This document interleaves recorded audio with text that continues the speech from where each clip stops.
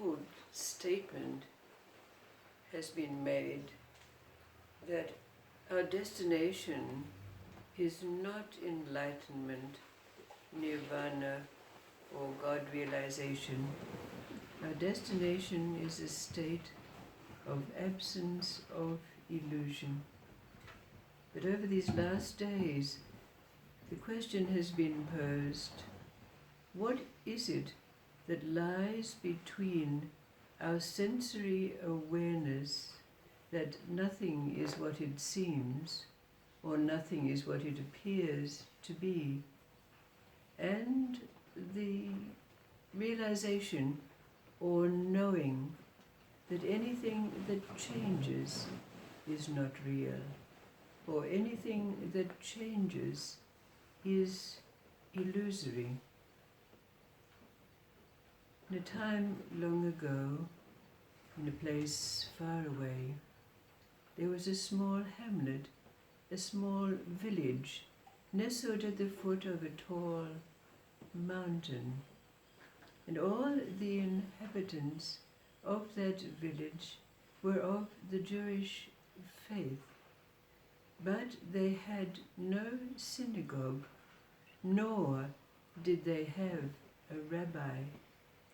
But it was learned that a famous rabbi was coming that way. So all those inhabitants of the hamlet were agog, anticipating the visit, and all of them had questions to be posed. But when the rabbi arrived and all were gathered, he went to each and every one of those who were present, and he gazed into their eyes. And then, closing his eyes, he began to hum. And as he hummed, everyone also began to hum. And then he began to sway, and everyone began to sway. And then it seemed effortlessly, without impetus, everyone gathered in a circle and moved in a whirling motion until all became silent and still. It remained so for some while, until the rabbi opened his eyes and again went to each and every one of those present and gazed into their eyes. And then he spoke and said, "It is trusted that all of your questions have been answered." And then there's another Jewish story about a merchant, a very wealthy Jewish merchant who was also very, very pious. For 2 hours a day he spent at his store. The rest of the day the store was taken care of by his wife. And for the rest of the time the merchant studied the ancient religious texts. But one day, when the merchant went to the synagogue, he found there 2 young men who were strangers to that place. And after giving them the usual greetings, he asked them why they were there.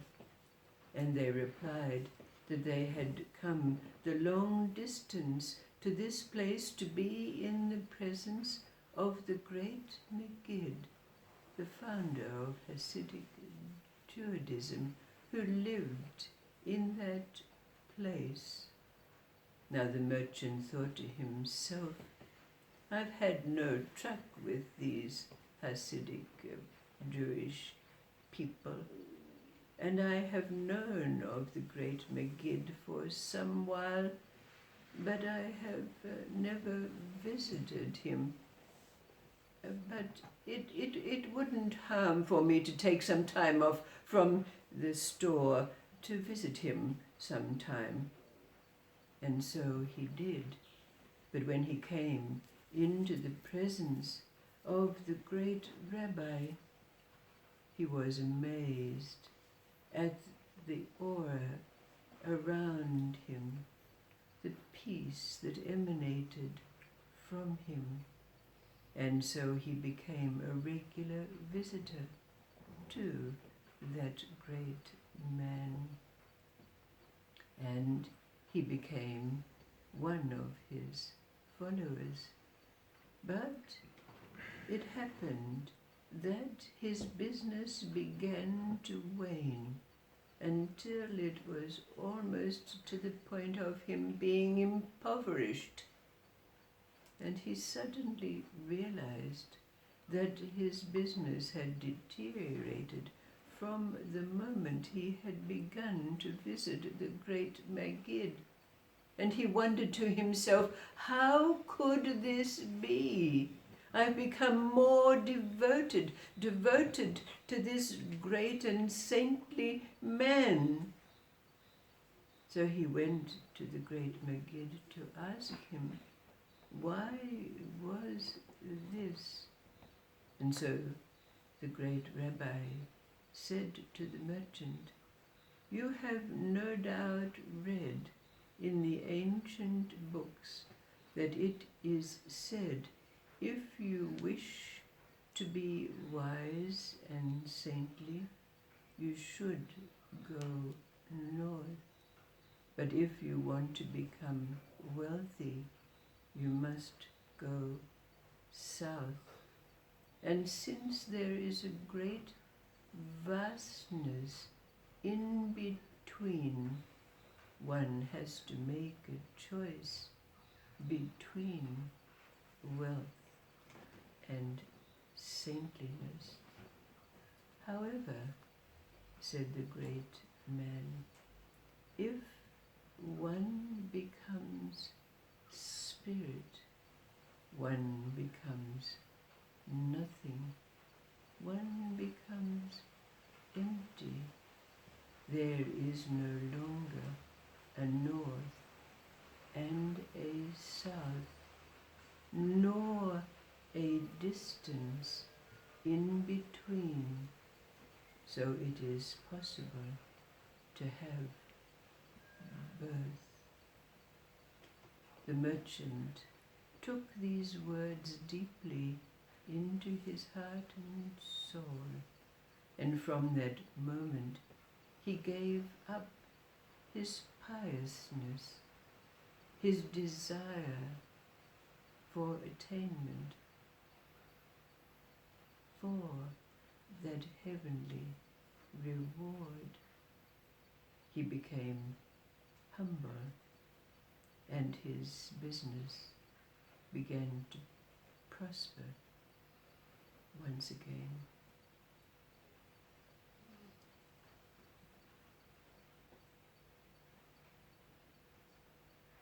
What is the meaning of these two stories for us as we ask the question, what is it that we must traverse? What is it that lies between a sensory awareness that nothing is what it appears to be, and that state of knowing that anything that changes is illusory, insubstantial?